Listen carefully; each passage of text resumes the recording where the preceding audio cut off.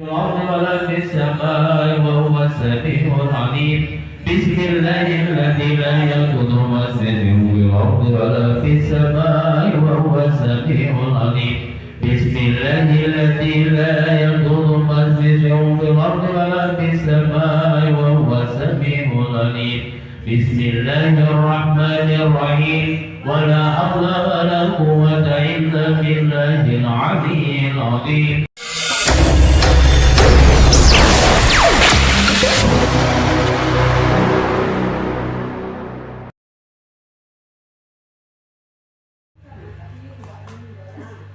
Di sini pakai Indonesia apa Sunda? Sunda.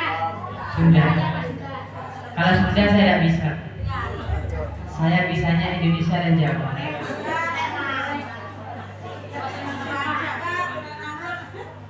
Kalau Sunda saya bisanya hanya Sabaraha gitu. Selainnya tidak bisa.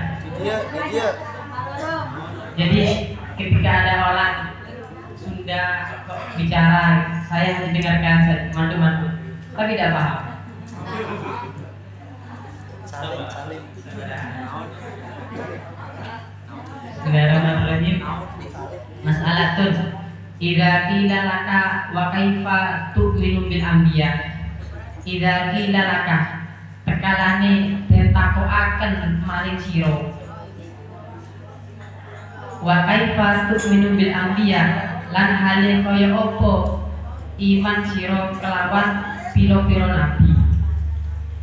Fal jawabu mongko utawi jawabe ana awalal anbiya iku setuhune kawitane para nabi Adam alaihissalam iku Nabi Adam alaihis salam wa akhiruhum utawi akhire para nabi Sayyidina Muhammad sallallahu alaihi wasallam iku Nabi Muhammad sallallahu alaihi wasallam shalawatullah utawi pira-pira rahmat ya Allah alaihim iku ing ngatasi para nabi ajmain sakabehane kulluhum utawi sakabehane para nabi kanu iku ana sapa para nabi mukhbirina iku padha ngabari kabeh nasihina kang bersihaken saking kecampuran kang rusak sodikina kang bener kabeh mubalighina kang nekaaken kabeh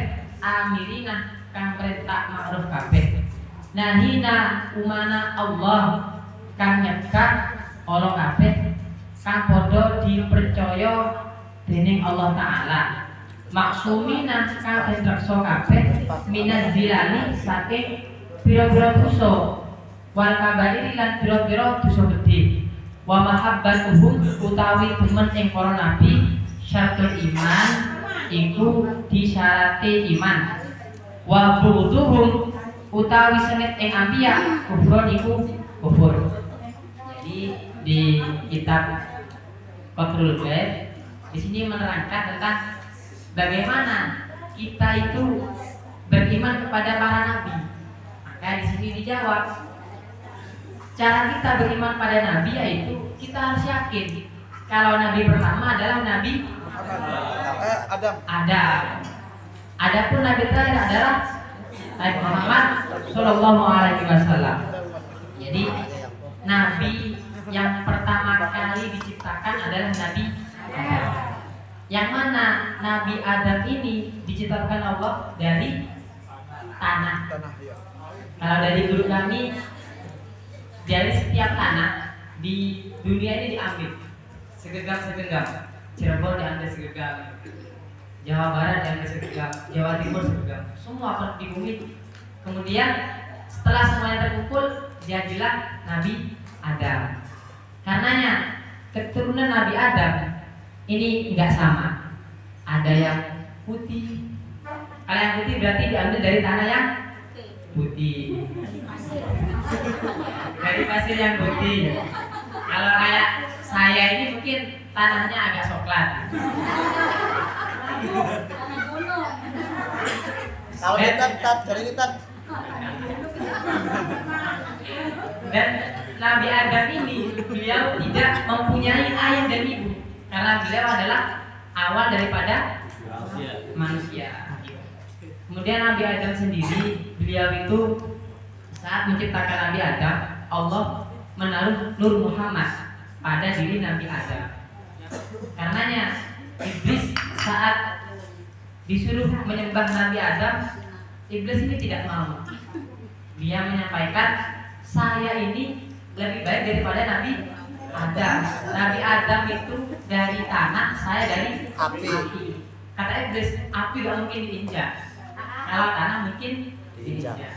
Karenanya iblis kenapa kok diusir dari surga? Karena iblis ini tidak mau menyembah Nabi Adam. Yang Nabi Adam di sana, di dalam Nabi Adam ada Nur Muhammad. Jadi bukan karena Nabi Adamnya, karena di tubuh Nabi Adam ada Nur Muhammad. Kemudian dari guru kami, setiap manusia itu mempunyai Nur Muhammad. Jadi kita semua ini punya Nur Muhammad. Ada yang terang, ada yang terang banget, ada yang kurang terang. Kemudian apa yang buat Nur Muhammad ini tidak terang, yaitu banyaknya maksiat yang kita lakukan. Jadi ibaratkan ada cahaya, kok cahaya ditutupi, maka cahayanya ini adalah kurang terang. Adapun para ulama, para wali, ini hijabnya tidak ditutupi, karenanya bisa terang. Kemudian di sini Nabi yang terakhir adalah Nabi Muhammad SAW. Maksud dari Nabi yang terakhir itu apa? Yaitu Nabi yang terakhir kali dilahirkan. Nabi yang terakhir kali dilahirkan. Adapun Nabi yang masih hidup sekarang, wakilah adalah Nabi Khidir dan juga Nabi Isa alaihissalam. Kemudian di sini Nabi itu mempunyai tugas untuk mukhbirin, untuk menyampaikan. Nabi Nuh alaihissalam, beliau itu ketika menyampaikan tauhid, kalimat tauhid, beliau itu sangat dibenci oleh umatnya. Jadi ketika Nabi Nuh menyampaikan, wahai umat, sembahlah Allah, Allah itu satu. Umatnya gak terima. Apa kamu? Nabi Nuh diambil, ditaliin, diwadahi sarung, karung, ditaruh di bukit, dijatuhkan ke bawah. Jadi Nabi Nuh itu saat berdakwah selalu dapat zalim daripada umat. Tapi Nabi Nuh tetap menyampaikan. Kenapa? Karena tugasnya Nabi adalah mukhbirina, menyampaikan. Adapun Nabi Allah Ibrahim, beliau itu juga menyampaikan kalau Tuhan itu bukan berhala. Karena di masa Nabi Ibrahim ada raja yang namanya Raja Namrud. Raja Namrud ini punya berhala besar, kecil.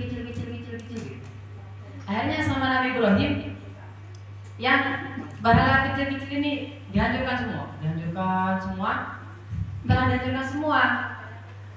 Kapaknya yang dibuat menghancurkan ini dikalungkan ke patung yang gede tadi. Akhirnya Namrud, siapa yang menghancurkan ini? Oh, yang menghancurkan itu Ibrahim. Panggil Ibrahim. Kamu yang menghancurkan ini? Itu kapaknya ada di situ. Kapaknya ada di situ. Kata Namrud, kamu ini gila. Masa batu bisa menghancurkan batu? Akhirnya kata Ibrahim, kamu yang gila. Masa batu disembah? Karena Namrud ini gak terima. Gimana raja kok diolok-olok? Gak terima Namrud. Akhirnya Nabi Ibrahim dilemparkan ke api. Jadi apinya di masa Nabi Ibrahim itu lebih dari 1 kilometer. Ada lapangan 1 kilometer. Kemudian setiap orang itu patungan nyumbang kayu. Untuk apa? Untuk membakar Nabi Ibrahim. Sangat tinggi. Setelah api berkobar, kemudian Nabi Ibrahim dilemparkan ke api. Namun Allah Subhanahu wa taala menyampaikan pada api, ya naru kuni bardan wa salaman ala Ibrahim. Wahai api, jadilah kamu itu bardan, dingin, wa salaman, selamat, ala Ibrahim, pada Nabi Ibrahim. Andaikan Allah itu hanya bilang bardan, tidak bilang selamat, dingin, tidak selamat, Nabi Ibrahim betul. Karenanya Allah menyampaikan ya narukuni bardan wa salaman ala Ibrahim. Jadi setiap nabi itu mesti mukhbirin, menyampaikan. Kemudian sifatnya apa? Nasihin, memberi nasihat. Setiap nabi selalu memberi nasihat. Ketika ada orang gak sholat, kamu harus sholat. Ketika ada orang gak zakat, kamu harus zakat. Ketika ada orang senang ngerasani, kamu jangan ngerasani. Tapi untuk yang ngerasani ini memang ngerasani apa? Gibah. Gibah ya. Kalau bahasa Sundanya apa, Pak? Ya. Ya eta. Ngadager. Eta kene. Memang yang namanya ngandaken ini adalah yang namanya gibah ini adalah ketika orang itu gibah sama setan, mulutnya ini dikasih madu. Saat kita ngomongin kejelekan orang, mulut kita dikasih Madu. Semakin banyak ngomong, semakin manis. Jadi semakin banyak ngomong, semakin manis. Terus bahayanya gibah itu apa? Bahayanya gibah itu apa? Ada salah seorang ulama ini bilang, wahai kiai, Anda dirasani, Anda digibahi oleh tetangga sebelah. Benar saya digibahi? Iya. Akhirnya kiai ini bawa oleh-oleh. Terima kasih sudah gibah saya. Kenapa? Karena kalau orang itu gibah, iya. Kalau orang itu gibah, kalau orang itu gibah, maka dosanya orang yang digibahi ini dikasihkan sama orang yang menggibah. Adapun orang yang menggibah, pahalanya dikasihkan ke yang digibahi. Kira-kira digibah itu enak apa enggak? Jadi saya tanya lagi, kira-kira digibah itu enak apa enggak? Dapat pahala. Dapat pahala plus sakit hati.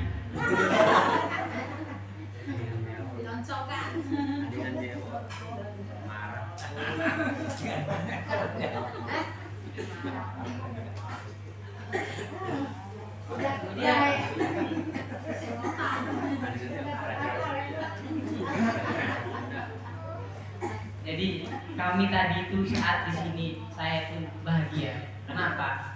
Karena kami itu bisa kumpul dengan orang sepuh-sepuh itu yang tua-tua. Kami seringkali itu iri. Kalau melihat ada orang tua kok di masjid, saya itu iri. Iri saya kenapa? Apakah saya ketika tua itu di masjid? Karenanya kami itu mohon doa kepada yang tua-tua, semoga saya tetap diberikan kebaikan. Karena kami itu saat lihat ada orang sepuh-sepuh di masjid, ini hebat, sepuh di masjid. Lebih hebat lagi, muda di masjid, keren. Yang lain gamer di masjid, yang lain di tongkrongan di masjid. Jadi termasuk rajulun qalbuhu yata'allaqu bil masajid, pemuda yang hatinya ini sambung ke masjid. Adapun pemuda yang hatinya sambung ke masjid, ini adalah hadiahnya saat ada di mahsyar, yang mana saat matahari itu sejengkal. Matahari sejengkal. Kira-kira panas gak? Jadi waktu itu semua orang itu kepanasan semua, dan orang itu mandi keringat. Tapi ada yang nggak mandi keringat. Siapa? Rajulun qalbuhu yata'allaqu bil masajid. Orang-orang yang hatinya ini sambung ke masjid. Semoga kita termasuk golongan. Adapun orang-orang ini di atasnya ini ada atapnya, ada awannya. Jadi ada auk-auknya. Karenanya kita nantinya tidak akan panas walaupun matahari di atas kepala. Kemudian di sini amirina nahina umana Allah maksumina minaz zilal wal kabair wa mahabbatuhu syartul iman wa bartumtum. Semua rasul ini mempunyai sifat maksum. Maksum itu apa? Terjaga daripada perbuatan dosa. Jadi gak ada nabi yang berbuat dosa. Dan semua nabi ini mempunyai sifat yang tidak kita miliki. Maksudnya begini, kalau kita bangun tidur, kita tuh mesti belekan. Gitu aja. Adapun nabi, gak ada nabi yang belekan. Nabi kalau kita tidur sering Killer. Adapun nabi, gak ada nabi yang jadi nabi itu selalu terjaga. Dan fisik nabi, semua fisik nabi ini standar. Gak tinggi-tinggi amat, gak pendek-pendek amat. Dan semua nabi ini tampan. Kenapa? Kalau nabi ini tidak tampan, maka diejek. Kalau nabi ketinggian, dikira tiang. Kalau nabi kependekan, dikira Bocil. Karenanya fisik nabi itu selalu sempurna. Adapun paling sempurnanya fisik nabi adalah fisik Rasulullah Shallallahu Alaihi Wasallam. Rasulullah Shallallahu Alaihi Wasallam, beliau itu ketika lahirnya itu lahir sesat. Jadi beliau itu tidak lahir seperti kita. Kalau kita tuh ya lahir dari jalur biasanya.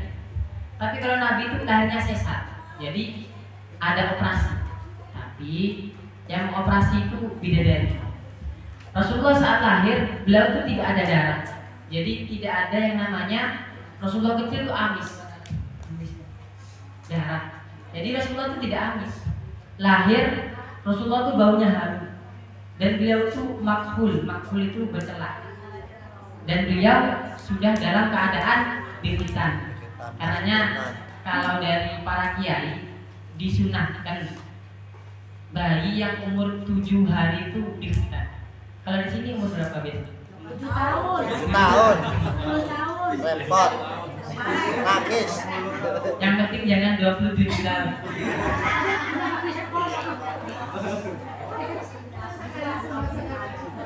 Dan Rasulullah SAW ketika beliau itu duduk di sebuah majlis ini harum. Ketika beliau lewat di sebuah jalan, maka jalannya ini harum selama 40 hari. Bahkan para ulama yang mimpi ketemu kanjeng Nabi salaman, baunya harum. Jadi Rasulullah itu selalu bau harum. Gak ada Rasulullah itu ya bau kecut ya. Jadi Rasulullah itu selalu bau harum. Dan Rasulullah SAW ketika beliau itu berjalan, di atas beliau selalu ada awan. Kenapa kok ada awan? Bukan Rasulullah itu takut sama sinar matahari, bukan. Tapi ketika matahari ini kena sinarnya Rasulullah, takut matahari ini hancur karena tidak kuat dengan sinarnya Rasulullah. Kemudian dari guru kami yang paling untung menjadi umatnya Rasulullah SAW adalah ketika kita bermaksiat, Allah tidak serta-merta mengadab kita. Kalau umatnya Nabi Musa bermaksiat langsung, adabnya langsung turun. Kalau umatnya Rasulullah bermaksiat, adabnya tidak langsung. Kalau umat-umat terdahulu ingin taubat, umatnya Nabi Musa ingin taubat, Syaratnya harus berkumpul, kemudian saling berbunuh satu sama lain. Umatnya Nabi Musa. Untuk umatnya Rasulullah SAW cukup dengan istighfar. Cukup dengan istighfar. Kalau salahnya ke Allah, kalau salahnya ke orang harus minta maaf. Yang paling susah itu kalau salah ke orang. Kalau salah ke Allah mudah. Salah ke Allah, tinggal malam sholat.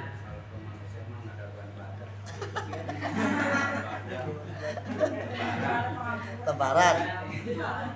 Jadi kalau salah ke manusia, minta maafnya Lebaran. Lebaran. Itu juga kalau nyamper. Jadi dari sekarang nabung Pak, buat Lebaran. Jadi kalau salah ke manusia ini mau minta maaf itu susah. Dan momen yang paling pas adalah Lebaran.